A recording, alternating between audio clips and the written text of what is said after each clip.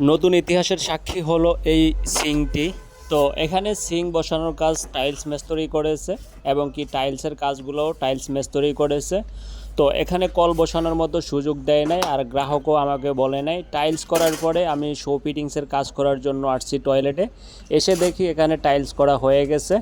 তো এখন আর কি করা, দেওয়াল ছিদ্র করে পিছন দিয়ে ওয়ারিং করে দেওয়ালের পিছন সাইড থেকে একটা পাইপ এখানে গ্রুপ কেটে নিয়ে আসছি, আর সকেট দিয়ে একটা বেসিনের পানির পয়েন্টের লাইন করে নিছি। তো কলটাও খুব ভালোভাবে সুন্দরভাবে ফিটিং হয়েছে।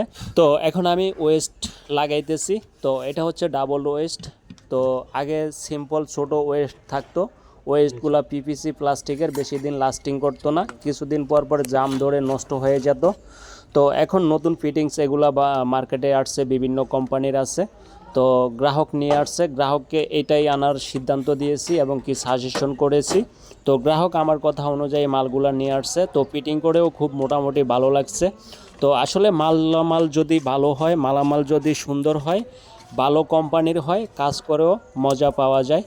তো যাই হোক, আমার এখানে ওয়েস্টটা লাগানো হয়ে গেছে। তো এখানে মিউজিক পাইপটা লাগিয়ে দিব, আর উপরে বেসিনের যেই পিলার ককটিও লাগিয়ে নিছি। তো এখন এটা ভালোভাবে টাইট করে দিতেছি। এখানে দুইটা ওয়াশার আছে, উপরে একটা নিচে একটা, দুইটা ওয়াশার ভালোভাবে জাম করে দিছি।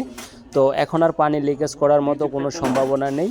তো এখন আমি এখানে যেই ওয়েস্ট ওয়াটারের জন্য যে মিউজিক পাইপটা আছে, মিউজিক পাইপটাও লাগিয়ে দিতেছি। তো এখানে খুব ভালোভাবে লাগিয়ে দিতেছি যাতে খুলে না যায়।